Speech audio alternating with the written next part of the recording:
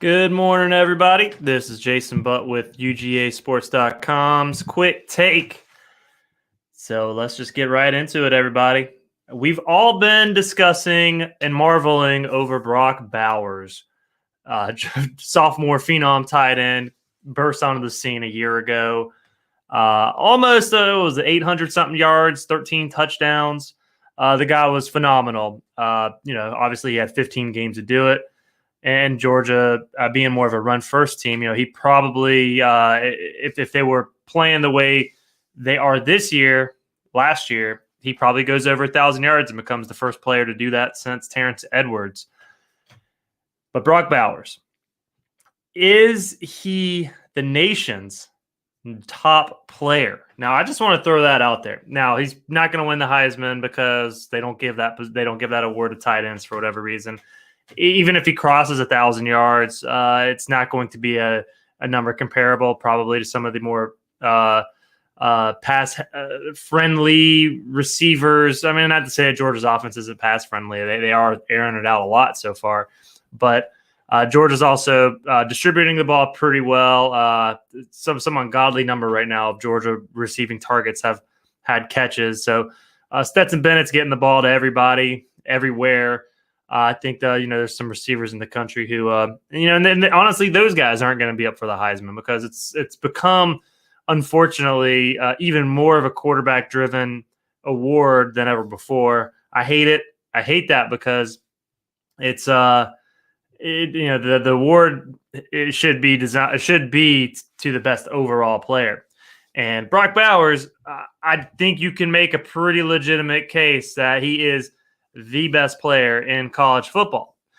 We'll look at his numbers first and foremost. And I mean, just all right. So he's got 15 catches for 276 yards, 2 touchdowns. He really didn't put up much in his first 2 games of the season, but he's turned it on of late. We'll go to the game log and just take a look at that.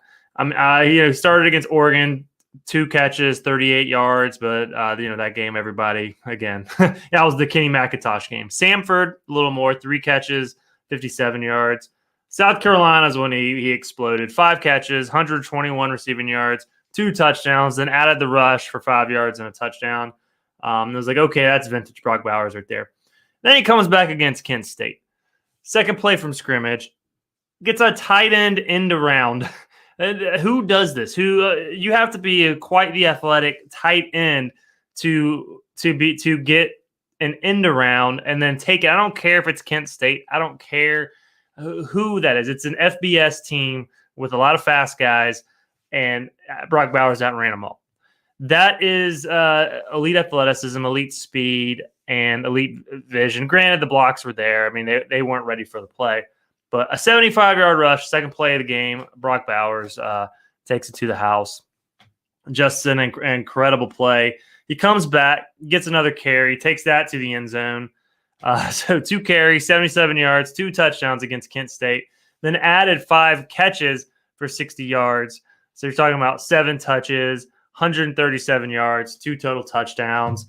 He's up to now 5 total touchdowns in 4 games, based on the last 2 games that he's played, and I'm sorry, that's not correct. And like I said, I think I said this earlier, 276 receiving yards. So the guy can do just about everything, and that doesn't even touch on his blocking ability. This guy, that's probably just because of how great he has been as a receiving option.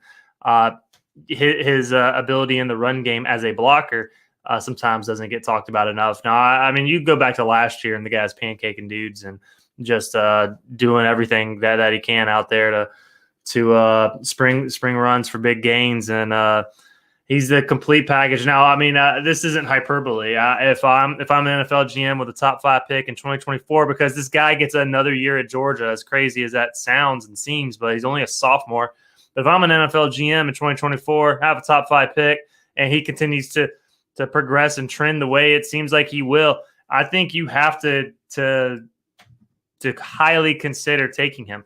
And it's a similar situation to Kyle Pitts coming out of Florida, where I think a lot of people are thinking you don't take a tight end at that position, but it's just the sheer athleticism, ability to put him all over the formation. Pitts right now in Atlanta, you're lining him up at at the X position, line him up in the slot, in line. You're doing all sorts of things with him, and they're still not getting him the ball in the red zone or in the end zone. What he's at, 1 touchdown and what would that be? 17, 3 games now, 20 games. He has 1 touchdown in 20 career games. That's absurd. Atlanta's got to do better than that. Granted, hey, they won this past week, so kudos to the Falcons for actually doing something for once. But Brock Bowers, on the other hand, he not only can line up all over the formation as a receiving option or as a tight end, you can line him up in the backfield. And a lot of that comes from the experience he had in high school where he was asked to play running back. So I don't think, when you talk about positionless players, I think the Falcons try to call Kyle Pitts the unicorn, which is maybe one of the dumbest things I ever heard. But when you talk about Brock Bowers, positionless is what comes to mind. And I think there's a lot of coaches and a lot of football people out there who have tried to get on this position, especially more on defense. Like, oh, our guys are positionless. We play and it's like, no, all right, whatever. You guys play certain positions. Whereas Brock Bowers is kind of that exception to the cliche rule where he's a tight end, yes, first and foremost. You have to label him something. He's a tight end. But he doesn't really play a tight end 100% of the time. You can put him anywhere. It makes you think that if you put him at linebacker, he could excel there too. It's just kind of the nature of the beast right now. Is there anybody, whether it's a tight end or a receiver or a running back, who changes games in terms of creating mismatches the way that Brock Bowers has so far? And what's really amazing to me is that I 100% wholeheartedly believe that Darnell Washington could be putting up similar receiving numbers, if you will, if Brock Bowers was not on this Georgia roster. I think that the tight end passing part of the part of the passing offense that leans on the tight end would go to Darnell Washington a lot more. That's how good Brock Bowers is, because I think both those guys are NFL tight ends. I think Darnell Washington could be a day 2 pick even. I don't think he's going to put up the numbers, but you watch that guy block, and you're just thinking, oh my gosh! He's out there. He's out there lining up as a tight end and running fast and blocking guys like he's a left tackle, just mauling dudes out there. So, there's really not a whole lot you can say about him. And quite honestly, if Brock Bowers were able to cross 1,000 yards before the SEC championship game, assuming Georgia goes to the SEC championship, don't want to get ahead of anybody. Get ahead of yourself. You don't want to assume. The old adage with assuming, but if Georgia does make it to the SEC championship and Brock Bowers has over 1,000 yards, maybe over 200 rushing at that point, double-digit touchdowns, I don't see how in the world voters deny him.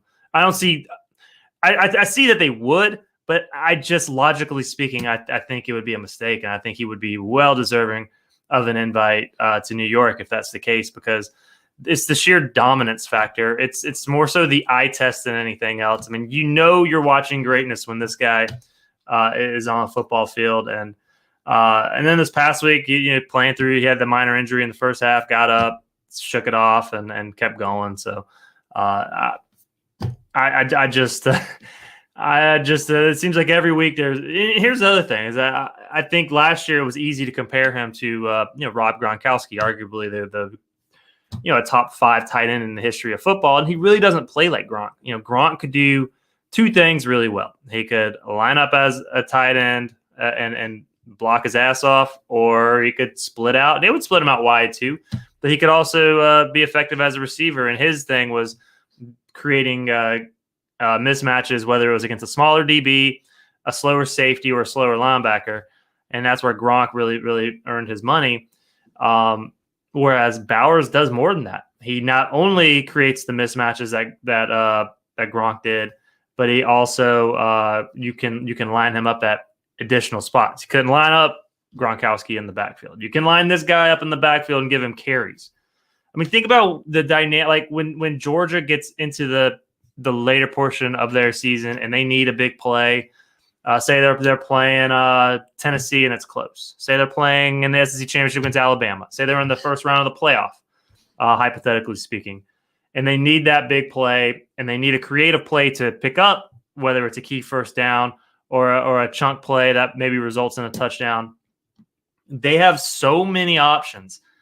Todd Monken and the creative play calling that he's been able to come up with in the last over these last few years as Georgia's offensive coordinator. It's just I don't think there's another player in the entire country that brings to the table what Brock Bowers brings for the Georgia Bulldogs. And so, we're 10 minutes into today's quick take, and I just had to get that all out there because I think this guy's a machine, and I think pretty big things are in store. And I do think, even though he's slightly under the number right now, I believe we're going to do some sports writer math real quick. Because it's 966 yards, I believe he's on pace for. If this were to be a 14-game season, I just wanted to play it safe. 13 SEC championship, then a bowl game, and that's it. He's on pace for 966. I do think he crosses that because he had the first two games where he didn't have as much. I think games 3 and 4 are more the norm. In the 50 to 80 range at minimum, and then he'll have the occasional 1 to 125, 130 games as well. So I really think he has an excellent chance to cross 1,000 yards. Personally, I think he will, and that would be wild for him to be the first Georgia player since Terrence Edwards to do such a thing. Now let's get into some of the news. Georgia got some good news. During Monday's press conference with Kirby Smart, two receivers, A.D. Mitchell and Arian Smith. Kirby Smart seems to be a little more optimistic, which is great. You always love that when it comes to injuries. When a coach seems to open up a little more, it usually is a good thing in terms of their availability. Granted, this is for Missouri. They could probably get away with not playing either of these guys in this game, but I think you definitely want to get the experience and knock the rust off, leading up over the course of the next 2 weeks, against Auburn and Vanderbilt, and then have the bye, and then go into Florida at full strength, especially at the receiver position, in the event that you get good Anthony Richardson in that game and you end up in a shootout maybe unexpectedly. I don't think that would be the case at this time, but you never know. It's Georgia, Florida. But Arian Smith, A.D. Mitchell, both have been dealing with, Arian Smith has been out since the preseason. But Kirby Smart said he was able to put up some good GPS numbers, meaning that they're tracking his movements, they're tracking how much, basically how many in miles, I guess, just running all over the field and stuff, and they're able to track your distance, I should say. And so while he's not planting his foot yet, he is running around, getting in good condition. So I don't know, when you hear that he's not planting and it's Monday, you only got a few days. I mean, are you really going to be ready? Are you really going to play against Missouri? I think that's the key right there. But Kirby did say he's not planting today, and he wasn't planting and cutting last week. But hey, you never know. Maybe today, Tuesday is the day. Wednesday, maybe they try it then, and if he's good, do it again Thursday, and then Friday's the walkthrough, and then Saturday he's good to go. Maybe gets a few reps here and there, and then the week after against Auburn he gets more action. It sounds like Arian Smith is closer to going than A.D. Mitchell. A.D. Mitchell, I think he's a guy Georgia missed against Kent State, because when Ladd McConkey was struggling, they really could have used that 1B, that 1A. You look at receiver, it's A.D. Mitchell and Ladd McConkey. To me, they're 1A and 1B, and not having the 1B or the 1A, however you want to determine those two guys. With Ladd McConkey having a down day, I think Stetson Bennett and company would have benefited pretty majorly if A.D. Mitchell was available, and so not having him hurt. But again, as we've been harping on, thankfully for Georgia, that kind of game was against Kent State and not against Tennessee, Kentucky, Florida, or anybody, or SEC championship, etc. And on that note, I want to sign off. Thank you so much everybody for tuning in this lovely Tuesday morning and checking out the UGAsports.com quick take. We'll be right back at it tomorrow. I've been Jason Butt.